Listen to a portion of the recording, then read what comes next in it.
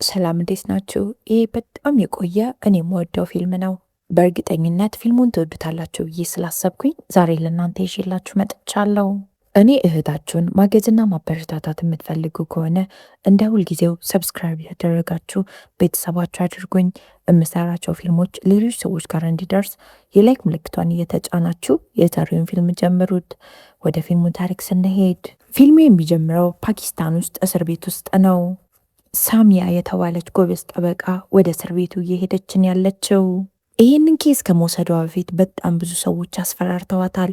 እሷ ግን የሰዎችን ወሬ ሰምታ ተስፋ መቁረጥ አልፈለገችም። ይህ እስረኛ እዚህ እስር ቤት ውስጥ ለ22 ዓመት ቆይተዋል። እስር ቤት ውስጥ ከገባ ቀን ጀምሮ ከአንድም እስረኛ ጋር አውርቶ ድምፁ ተሰምቶ አያውቅም።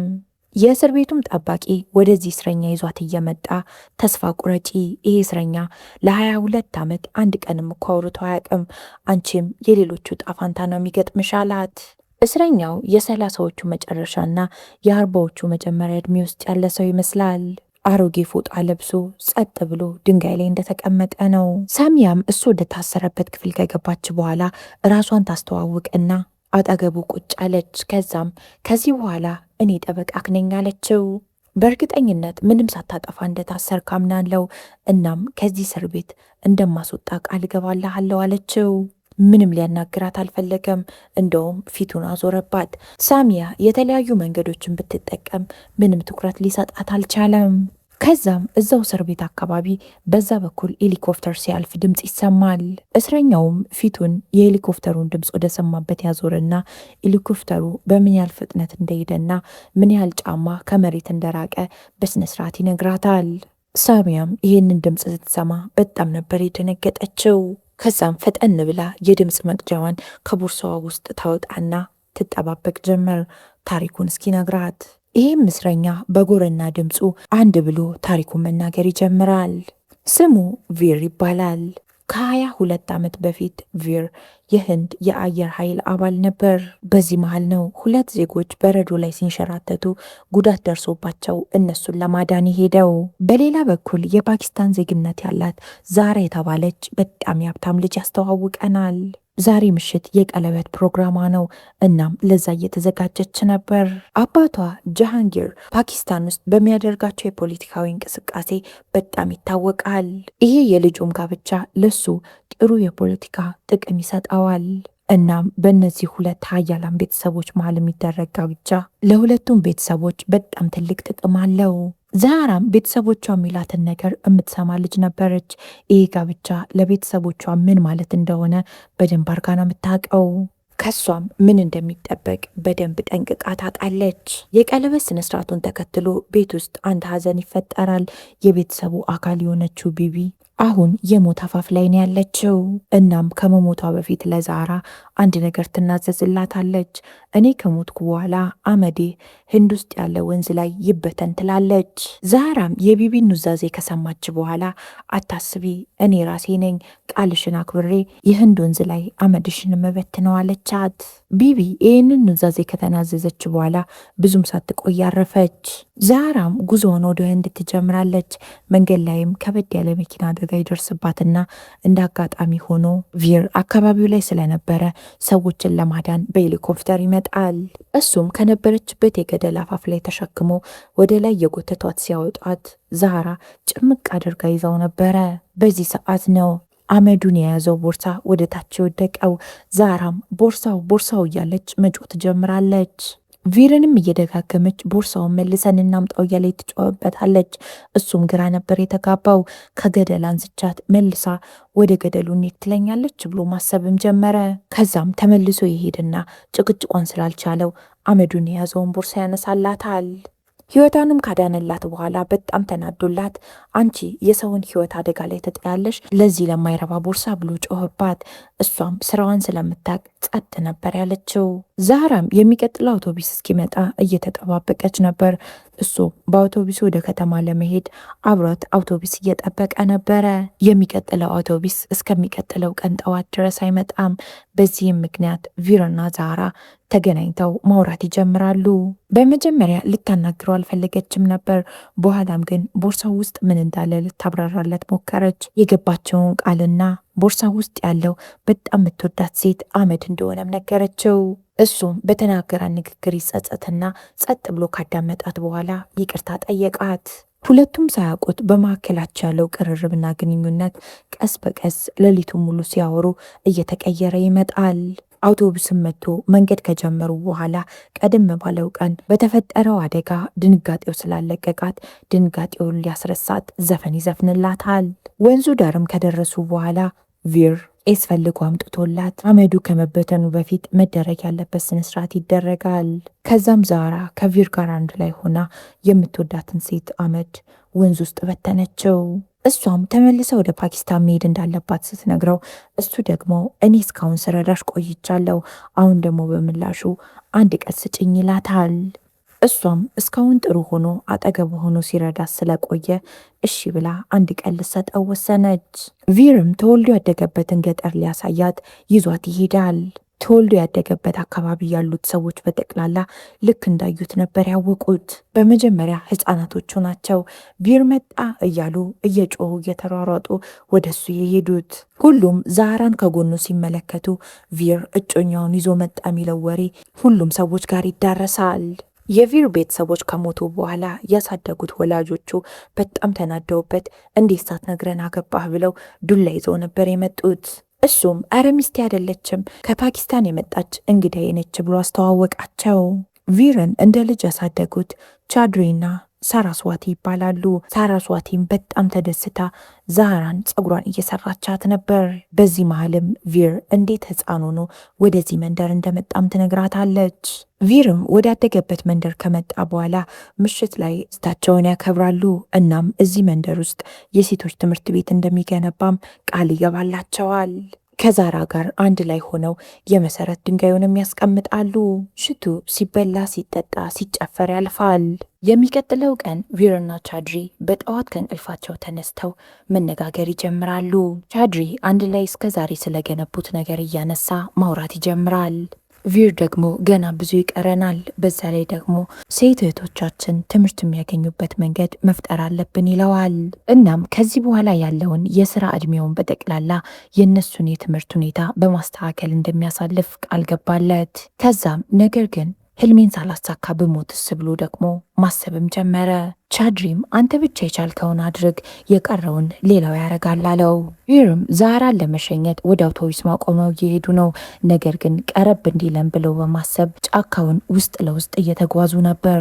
በዚህ ሰዓት ዛራ ወለም ስላላት ቪር ተሸክሟት እየሄደ ነበር። ከእግሯ ላይ የወለቀውንም የእግሯን ጌጥ ይዞታል። እስከ መጨረሻም ወደ ፓኪስታን የሚሄደው ባቡር ማቆሚያ ይደርሳሉ። እጮኛዋ እሷን ወደ ቤት መልሶ ለማምጣት እየጠበቃት ነበር ባቡር ማቆሚያው ጋር። ዛህራም እጮኛዋን ራዛንና ቪርን ታስተዋውቃቸዋለች። ራዛም እጮኛዬን ስለተንከባከብክልኝና ህይወቷን ስላዳንክልኝ በጣም ነው ማመሰግነው ብሎ ቪርን ከልቡ አመሰገነው። የተፈጠረውን አላወቀም።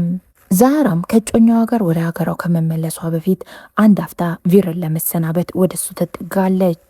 እሱም በዚህ ሰዓት በጣም ነው የወደድኩሽ፣ እንደ እውነቱ ከሆነ እጮኛ ባይኖርሽ ያለምንም ቅድመ ሁኔታ አገባሽ ነበር ይላታል። ነገር ግን አንቺ የሌላ ሰው ስለሆንሽ አሁን ካንቺ መራቅ አለብኝ አላት። ራዛም ይመጣና እጮኛውን ይዟት ይሄዳል። ቪር የእግር ጌጧን እንደያዘ ብቻውን ቀረ። እሷን እያሰበ በቅጡ እንኳን ስራውን መስራት ስላልቻለ ከአየር ኃይሉ እንዲያሰናብቱት ደብዳቤ ያስገባል። ከዛም ወደ ፓኪስታን ቀጥታ ነበር የሄደው። ወደ ፓኪስታንም ሲሄድ ራሱን የሚገልጽ ምንም አይነት መታወቂያም ሆነ እንዲያልፍ የተመታለት ወረቀት የለም። ሻቦ የምትባል ሴትም ተቀበለችው። ወደሚያርፍበትም ክፍል ተወስደዋለች። ሻቦም በጣም በእርግጠኝነት ዛራ በህይወቷ የወደደችው ብቸኛ ሰው አንተ ብቻ ነች። እናም ያልመረጠችውን በጣም የሚያስጠላ ህይወት ከምትኖር እባክህ አድናት አለችው። ቪርም ቀጥታ የሰርጉ ስነስርዓት ወደሚከናወንበት ቦታ ይሄዳል። ዛራ የምታደርገው ነገር ግራ ገብቷት አይኗ በእንባ ሞልቶ ፊቷን ስታዞር ፊት ለፊቷ ቪርን ተመለከተችው። ቤተሰቦቿና እጮኛዋ በተሰበሰቡበት መሃል እጮኛዋን ትታው እየሮጠች ትሄድና ቪርን ጭምቅ አድርጋ ታቅፈዋለች። ቤት ውስጥ የነበረው ጫጫታና ሁካታ በአንድ የነበረ ጸጥ ያለው። የዛራ አባትም የሚወዳት ልጁ በሰርጓ ቀን አንድ ህንዳዊ ወንድ ስላቀፈች በጣም ደንግጦ የልብ ህመሙ ይነሳል። እናም ሐኪሙ እንዳለው ከሆነ ይህ ሰው ከዚህ በላይ ድንጋጤ አይችልም፣ ይሄ ነገር ድጋሚ ከተፈጠረ ሰውየው በህይወት አይቆይም ይላቸዋል። የዚያን ቀን ምሽት የዛህራ እናት መርየም ግራ ቢገባት ቪርን ለማናገር ወደ እሱ ክፍል ትሄዳለች። ልጄ አንተን እንደወደደች ቀድሞውኑን ያወቅኩት፣ ነገሮችን እያወቅኩ ባላወቀ ከዚህ በኋላ አላልፍም። ነገር ግን ልጄ አንተን ከመረጠች እኛ ላይ ብዙ ነገር ነው የሚደርስብን። እናም እያንዳንዱ ነገርን ማወቅ አለብህ አለችው። አባቷ ይህንን ትዳር ከረጅም ዓመታት በፊት ነው ሲያቅድና ነገሮች እንዲሳኩለት ሲጥር የኖረው። የራዛ ቤተሰቦች የዛህራ አባት ለመገንባት ሲጠር የነበረውን ነገር ሊያሳኩለት የሚችሉ ሰዎች ናቸው። ከዛም በላይ ግን የተከበረ የፓኪስታን ቤተሰብ እንዴት አንድ ልጁን እንዴት ለተራ ለህንድ ቤተሰብ ይድራል አለችው። እናም እያለቀሰች እንደ እናት ልለምን እባክህ ሂድና ወደ ዛህራ ራዛን እንድታገባው ጠይቃት አለችው። ቪርም ዛህራን ካገኛት በኋላ የወሰነውን ውሳኔ እያለቀሰ ይነግራታል። አባትሽን ስሚው፣ ይህንን ነገር ለአባትሽ አድርጊለት አላት። በአንቺ ውሳኔ አባትሽ አዝኖ ከሞተ በኋላ ጸጸቱን እኔም አንቺም አንችለውም። ይህንን ሐዘን ዘላለም ዓለምሽን ተሸክመሽ ነው የምትኖሪው። ለእኔ ደግሞ አታስቢ፣ ተመልሼ ወደዛች ገጠር ሄጄ ህይወቴን እቀጥላለሁ ይላታል። ዛህራም ጭምቅ አድርጋ አቅፋው ታለቅሳለች። ልትለቀው አልፈለገችም። እሷ እንደማትለቀው ሲገባው እሱ ጥሏት ይሄዳል። ዛህራም እንባዋን ጠራርጋ አባቷን ለማስደሰት ወሰነች። ከዛም ወደ አባቷ ክፍል ትሄድና የሰርጌ ስነ ስርዓት ዛሬ ነው የሚከናወነው አለችው። አባቷም እጁን አንስቶ ጭንቅላቷ ላይ ያስቀምጥና ይቅር በይኝ ልጄ ይላታል። ቪርም ወደ ህንድ ተመልሶ ለመሄድ አውቶቡስ ተሳፍሮ እያለ የፓኪስታን ወታደሮች ይይዙትና አንድ ወረቀት ላይ እንዲፈርም ያስገድዱታል። ይህም ወረቀት ቪር ወደ ፓኪስታን የመጣው ለመሰለል እንደሆነ ይገልጻል። እሱም ወረቀቱን ካነበበው በኋላ እኔ እዚህ ወረቀት ላይ አልፈርምም አላቸው። እነሱም እዚህ ወረቀት ላይ የማትፈርም ከሆነ ዛህራ ተባባሪክ እንደሆነች አድርገን እሷንም እናስራታለን አሉት። እዚህ ነገር ውስጥ የራዛም እጅ ነበረበት። ቪርም ወረቀቱን ለረጅም ሰዓታት ሲያየው ከቆየ በኋላ አማራጭ ስለሌለው ወረቀቱ ላይ ይፈርምበታል። በሌላ በኩል ደግሞ ቪርን ጭኖ የነበረው አውቶቡስ አደጋ ይደርስበትና ሁሉም ተሳፋሪዎች ይሞታሉ። ቪር ከአውቶቡሱ ቢወርድም ተሳፋሪ ተብሎ እንደሞተ መግለጫ የሱም ስም ይወጣል። ሰሚያ ሙሉ ታሪኩን ከሰማች በኋላ በጣም ነበር ያዘነችው። ከዛም እጁን ጭንቅላቷ ላይ ትጭንና ቃል እገባልሃለሁ ይህን ኬዝ እናሸንፋለን አለችው። ሰሚያ ጉዳዩን ፍርድ ቤት ካቀረበችው በኋላ በጣም ትልልቅ አብራቸው የሰራቻቸውን የመንግስት ባለስልጣናት እንደምትጋፈጣቸው ትሰማለች። እነሱ ውስጥ አንዱ የቀድሞ አለቃዋ ነው። እሷም ቀጥታ ትሄድና ቢያንስ በህይወት አንድ ቀን እንኳን ከትክክለኛ ሰው ጎን ቁም ብላ የቀድሞ አለቃዋን ታናግረዋለች። እሱም ጥያቄዋን ውድቅ ነበር ያደረገው። ይህንን ኬዝ ለመሸነፍ ራስሽን አዘጋጅ ይላታል። ሰሚሃም ስለ ቪር ማንነት ለማረጋገጥ ተወልዶ ወዳደገበት አካባቢ ትሄዳለች። ቦታው ላይ ስትደርስም ሁለቱም ያሳደጉት ወላጆቹ በህይወት እንደሌሉ ሰማች። እነሱ የሚኖሩበት ቤት ግን በህፃናት ተሞልተዋል። ባየችው ነገር በጣም ነበር የደነገጠችው። እነዚህን ህፃናት የምታሳድገው ዛህራ ነበረች። ሰሚሃም ዛህራን ቁጭ ታረጋትና ሁሉንም ነገር ነገረቻት። ዛህራ ቪር እንደሞተ ሲነገራት ሰርጉን ማካሄድ አልቻለችም። ሀገሯን ለቃ ወደ ህንድ ትመጣለች። እናም በትንሹም ቪር በህይወት ያለ እንዲመስላት እሱ ተወልዶ ወዳደገበት ሀገር መጥታ መኖር ትጀምራለች። ሰሚሃም ቪር በህይወት እንዳለ ለዛህራ ነገረቻት። ለ22 ዓመት የፓኪስታን እስር ቤት ውስጥ እንደኖረም ትነግራታለች። ነገሩም ፍርድ ቤት ይቀርብና የፍርድ ቤት ቀጠሮም ይደርሳል። ሰሚሃም ፍርድ ቤት ውስጥ ዛህራን ይዛት ነበር የቀረበችው። ቪር ከ22 ዓመት በኋላ የእስር ቤት ልብሱን አውልቆ ትክክለኛ ልብስ ለብሷል። እናም ከ22 ዓመት በኋላ ለመጀመሪያ ጊዜ ዛህራን ተመለከታት። ዳኛውም ቪር ሰላይ ያለመሆኑን ካረጋገጠ በኋላ ለሷ ብሎ አፉን ዘግቶ ለ22 ዓመት እስር ቤት እንደቆየም ይረዳል። በዚህም ምክንያት ቪር ላይ የተመሰረተውን ክስ ውድቅ ያደርግና ቪርን በነፃ ይለቀዋል። ቪርም ከረጅም ዓመታት በኋላ ለመጀመሪያ ጊዜ ሰዎች ፊት ቆሞ ንግግር ያደርጋል። እዛ ባዶ የእስር ቤት ክፍል ውስጥ ምን አይነት ጊዜ እንዳሳለፈም ይናገራል። ናም ጉልበት ሆኖት ይሄ ሁሉ ዓመታት ሊቆይ የቻለው በምን ምክንያት እንደሆነም ተናገረ።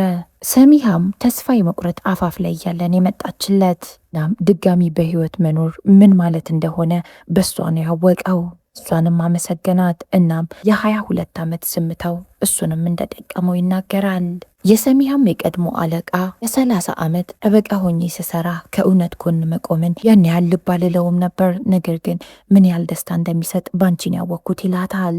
ቪርና ዛህራም አንድ ላይ በመሆን ኑሯቸውን ለመኖር ወደ ህንድ ለመጓዝ ጉዞ ይጀምራሉ። የተወሰደባቸውን ዓመታቶችንም ስለመለሰችላቸው ሰህሚያንም ያመሰግኗታል። እንዲህ እያለ የዚህ ፊልም ታሪክ እዚህ ጋር ያበቃል። ይህንን ፊልም ምን ያህሎቻችሁ ታውቁታላችሁ? ስለ ፊልሙ ያላችሁን ሀሳብና አስተያየት ኮመንት ላይ ብታስቀምጡልኝ በጣም ነው ደስ የሚለኝ። እስካሁን አብራችሁኝ ስለቆያችሁ በጣም ነው አመሰግነው። ነገ በተመሳሳይ ሰዓት በሌላ ፊልም እስከምንገናኝ ድረስ የነገ ሰው ይበለን። እወዳችኋለሁ። ቻው ቻው።